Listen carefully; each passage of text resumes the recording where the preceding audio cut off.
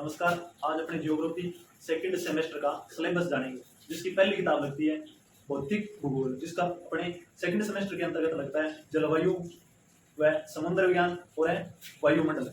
वायुमंडल के बारे में पढ़ते हैं, जलवायु के बारे में पढ़ते हैं और है समुद्र विज्ञान के बारे में पढ़ेंगे। पिछले सेमेस्टर के अंतर्गत अपने भूआकृति विज्ञान के बारे में यूनिटें लगती थी, जिसके बारे में अपने जाना। इस बार 5 यूनिटें हैं। कितनी यूनिटें हैं? 5 यूनिटें हैं सिलेबस में। BA semester second geography paper first, वायुमंडल व जलवायु प्लस समुद्र विज्ञान के बारे में जानेंगे। 5 यूनिटें लगती है इसमें। पहली यूनिट है यूनिट फर्स्ट। पहली यूनिट में पहला टॉपिक है वायुमंडल का संगठन। वायुमंडल का संगठन व स्थिरीकरण। वायुमंडल क्या होता है? वायु का चारों, पृथ्वी के चारों ओर वायु का मंडल। वायुमंडल का तात्पर्य पृथ्वी के चारों ओर का गैसीय आवरण। स्थिरीकरण, इसकी अलग अलग परतें तापमान के आधार पर गैसों की विविधता के आधार पर जो इसमें शामिल की जाती है। दूसरा टॉपिक इसमें लगता है ऊष्मा बजट एवं तापमान सूर्यता। मुख्यतः इतने टॉपिकों के बारे में अपने पढ़ेंगे। ऊष्मा बजट यानी ऊष्मा का लेखा जोखा, कितनी ऊष्मा पृथ्वी पे आती है, कितनी वापस है पार्थिव विकिरण के द्वारा पृथ्वी द्वारा छोड़ी जाती है। तापमान यानी कितनी पृथ्वी ठंडी है, कितनी गर्म होती है, पृथ्वी ऊर्जा कहां से ग्रहण करती है और किसे वापस लौटाती है। सूर्यता, इंसोलेशन भी कहते हैं, यानी प्रवेशी सौर विकिरण और पृथ्वी के द्वारा जो त्यागी गई ऊष्मा, जिसे दीर्घ तरंगों के रूप में पार्थिव विकिरण के रूप में जाना जाता है, उन दोनों उनका अध्ययन इस यूनिट के अंतर्गत अपने यूनिट सेकंड के अंतर्गत वायुदाब, पवने, जेट स्ट्रीम, वर्षण, इनका अध्ययन करेंगे। वायुदाब क्या होता है? वायु का दबाव या भार। वायुदाब मुख्यतः तापमान से प्रभावित होता है। वायुदाब किससे प्रभावित होगा? तापमान से, यानी जहां पे तापमान अधिक होगा वहां पे वायुदाब क्या है? कम होगा। जहां पे वायुदाब है कम होगा वहां पे क्या है? तापमान अधिक होगा। जहां पे तापमान कम है वहां पे क्या है? वायुदाब है अधिक होगा। रोड की दौड़ को निकलनी आपने, ताप प्लस टेम्परेचर प्लस है तो वायुदाब की होगी माइनस। अगर तापमान की है माइनस, मौसम की है ठंडो है, तो वायुदाब बढ़ के ज्यादा हो। हवा हमेशा ही पौने हवा की चाल सी ज्यादा वायुदाब कम कानी। टेम्परेचर प्लस को मतलब की गर्मी है, अपन 30 कद लागे गर्मी मैंने आप ये देखा भी पूर्ण आ जाए, हवा अपने का नहीं आवे। वायुदाब की कम है तो वायुदाब अधिक पीने चलेगी पौना, कम वायुदाब करनी इनू हवा आवेगी। हवा हमेशा ही गर्मी में जरूरत पड़े, ठंड में ये तो नहीं आपने तापमान बहुत ही कम है, ठंड पड़ने आ रही है, आपने कहीं की है ऊन आनी चाहिए जोर जोर, तो हवा हमेशा ही कम वायुदाब अधिक वायुदाब कम वायुदाब वाले क्षेत्र कने चलेगी। साधारण सो उदाहरण भी आपने कने की शायद यदि आप दूसरे ने देश का यानी वायुदाब घटक ज्यादा है बटू की है जगह कने है कोनी, जिन्हें भी क्षेत्र का नहीं जावेगी होवे की कने कोनी घटक के तापमान अधिक है। पवना, पवन के वे पवन व हवा को क्षैतिज स्थानांतरण, हवा के वे विभिन्न गैसों को सम्मिश्रण। जेट स्ट्रीम एक वायु की धारा है जो ऊपरी समताप मंडल के अंदर बहवे जगह मन के वायुदान उड़ान का सहायक हुए।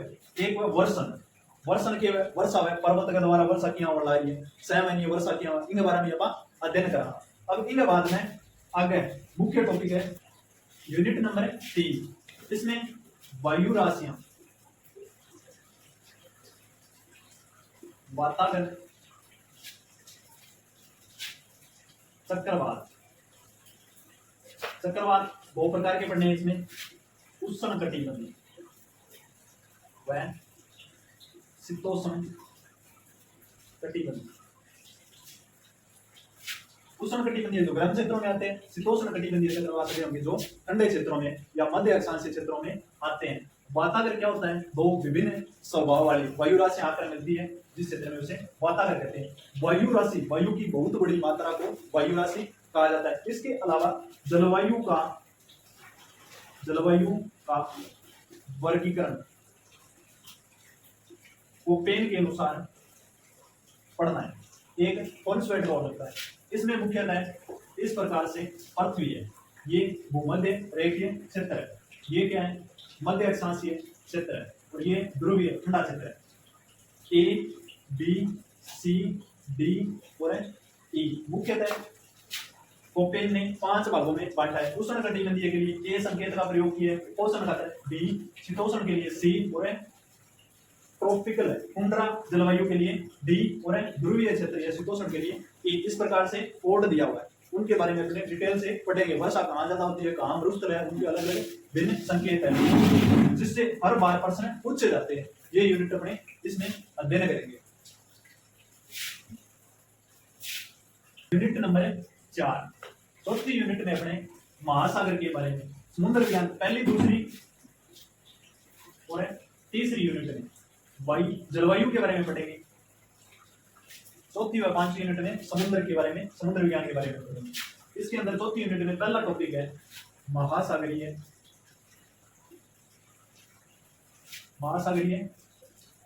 तली का विन्यास, यानी महासागर का जो पानी के नीचे वाली तली है उसका विन्यास या फैलाव किस प्रकार से है। महासागरीय जल का तापमान, लवणता, महासागरीय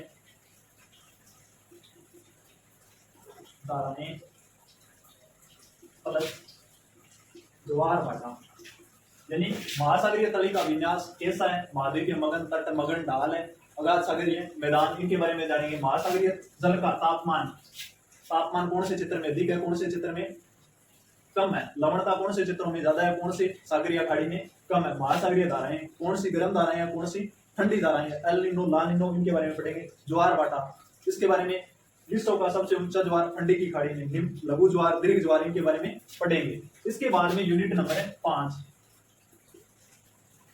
यूनिट नंबर 5, पांचवी यूनिट में अपने 4 यूनिटों में महासागर के बारे में, धाराओं के बारे में अपने जान लिया। पांचवी यूनिट में महासागरीय निक्षेप, निक्षेप क्या होता है, जमा करना महासागरीय धाराओं के द्वारा, अन्य जो भी है अपर्दन निक्षेपण जो अपने पढ़ते हैं उसी के बारे में। निक्षेप यानी महासागर के अंदर, तली के अंदर सागरीय नदियों के द्वारा, धरातलीय नदियों के द्वारा क्या क्या निक्षेप होता है, सागर तली के अंदर क्या क्या जैविक और अजैविक निक्षेप, जैविक में ग्लोब बिजरोना, लाल मृत्तिका, अजैविक के अंदर पढ़ेंगे।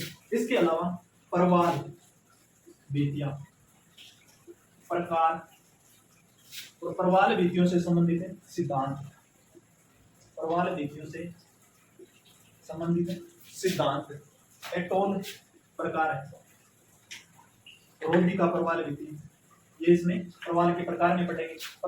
परवाल भित्तियों से संबंधित सिद्धांत, डार्विन, मर्रे व डेली के अनुसार, यानी डार्विन ने कौन सा सिद्धांत दिया, मर्रे ने कौन सा दिया, अवतरण का सिद्धांत डार्विन ने दिया, मर्रे ने स्थिर और एक डेली ने दिया, इन तीनों के बारे में पढ़ना है। अब इसके अलावा महासागरीय पर्यावरण पर, महासागरीय पर्यावरण पर मानव जनित कारकों का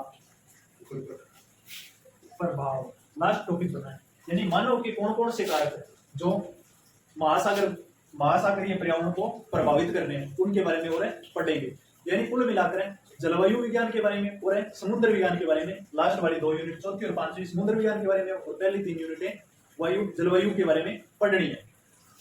इन 500 यूनिटों में से 40 नंबर का पेपर आएगा, और 40 में से 5 बड़े क्वेश्चन आएंगे जिनमें से 3 करने हैं, और 5 है छोटे क्वेश्चन लघुत्रात्मक है जिनके 5 अथवा में आएंगे जो 3-3 नंबर के होंगे, और 10 है छोटे क्वेश्चन आएंगे। प्रत्येक यूनिट से 2 छोटे, 2 लघुत्रात्मक और एक निबंधात्मक प्रश्न आएगा। तो उसी अनुरूप अपने पढ़ेंगे कौन सा बड़ा प्रश्न बन सकता है, कौन से इस यूनिट से छोटे छोटे बने। कल से अपने पहली यूनिट स्टार्ट करेंगे।